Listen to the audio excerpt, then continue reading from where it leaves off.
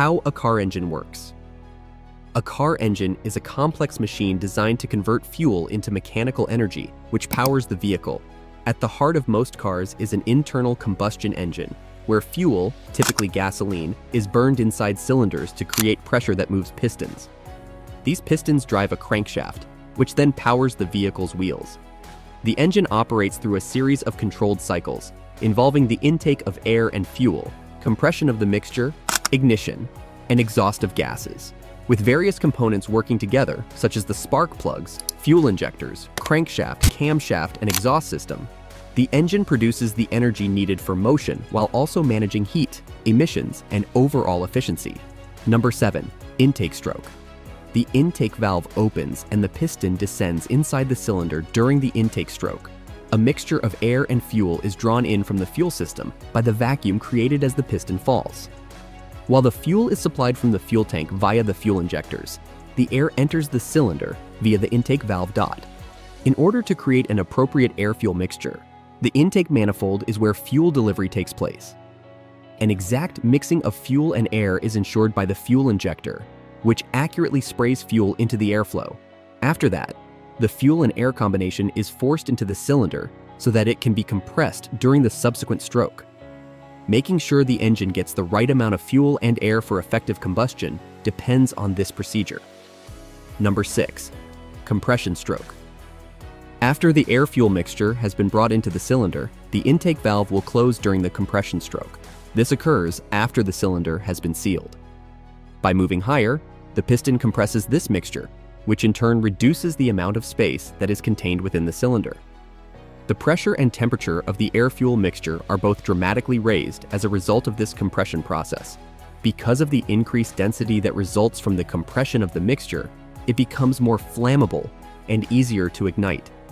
Because of this increased volatility, the ignition is able to create a robust combustion when the spark plug fires at the top of the stroke. This ensures that the ignition is efficient. It is essential to optimize the performance of the engine during the compression stroke since it is responsible for preparing the air-fuel combination for the ignition, which is responsible for driving the power stroke of the engine. Number 5. Power stroke. At the peak of the compression stroke, when the piston has built up the air-fuel mixture to a high pressure, the spark plug ignites, lighting the mixture. This occurs when the piston has reached its maximum compression.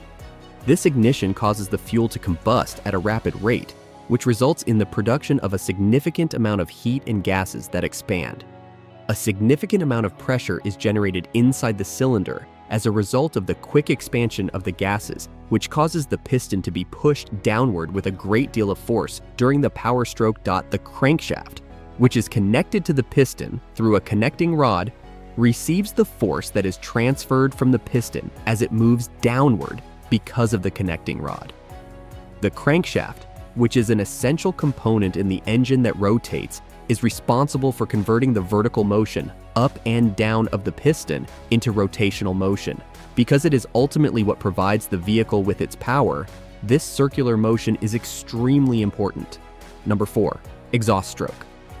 After the power stroke, which is the portion of the combustion process in which the air-fuel mixture is ignited and the piston is thrust downward, the exhaust valve opens to allow the gases that have been burned to escape the cylinder.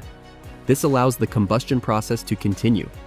During the exhaust stroke, which is the phase in which the exhaust gases are driven out of the engine through the open exhaust valve, the piston then begins to travel upward once more. This is the phase in which the exhaust stroke begins. When these gases have completed their journey via the exhaust manifold, they are then directed into the exhaust system. Exhaust manifolds are the components that are accountable for collecting the gases that are produced by all of the cylinders. The exhaust gases are first directed via the catalytic converter, which is responsible for neutralizing harmful pollutants, and then they are directed through the muffler, which is responsible for lowering noise. Both of these processes are performed in order to protect the environment. Number 3. The continuous cycle. There are multiple instances of the 4-stroke cycle occurring within each cylinder of a contemporary automobile engine. This cycle includes the intake, compression, power, and exhaust strokes. The intake stroke is characterized by the opening of the intake valve and the movement of the piston downward, which results in the intake of a mixture of air and fuel. The compression stroke is characterized by the upward movement of the piston, which causes the air-fuel mixture to be compressed. At the point where the piston reaches its highest point, the power stroke begins. During this phase, the spark plug ignites the mixture, which results in an explosion that causes the piston to descend. In the final stage, known as the exhaust stroke, the exhaust valve is allowed to open and the piston is extended once more in order to release the wasted gases. Through the constant repetition of this cycle, power is generated to drive the wheels of the vehicle. A staggered arrangement of cylinders is utilized by the majority of contemporary engines, which typically consist of 4, 6, or 8 cylinders. When this occurs, it indicates that one cylinder is going through one part of the cycle, for example, intake or power, while another cylinder is going through a different phase, for example, compression or exhaust. Number 2.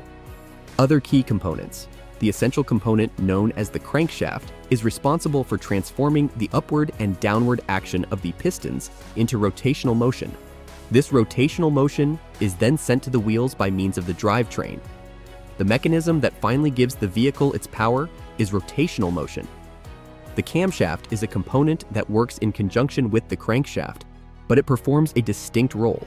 It is responsible for regulating the timing of the opening and closing of the intake and exhaust valves, which ensures that the engine breathes properly and functions well. In order to ensure that the crankshaft and camshaft continue to be perfectly synchronized with one another, the timing belt or chain is responsible for ensuring that the valves of the engine open and close at the appropriate times during the combustion cycle. The alternator is the component that is accountable for transforming the mechanical energy that is generated by the engine into electrical energy. This energy is that which is used to power the electrical systems of the vehicle, such as the lights, the radio, and the air conditioning. Number 1. Final output. A succession of interrelated components in the drivetrain are responsible for transferring the mechanical energy that is created by the engine to the wheels. The crankshaft, which is responsible for converting the motion of the piston into rotational motion, is the first component in this process. This rotational energy is transmitted through the clutch in manual transmissions or the torque converter in automatic transmissions, then through the transmission, which adjusts the torque and speed to suit the driving conditions, and finally to the differential and axles, which distribute the power to the wheels. In manual transmissions, the clutch is located in the transmission. Combustion causes the engine to operate at high temperatures. Consequently, the exhaust system, which includes components such as the exhaust manifold, catalytic converter, and muffler, is responsible for directing the gases that have been burned out of the engine and reducing the amount of harmful emissions that are produced. Thanks for watching and subscribing channel.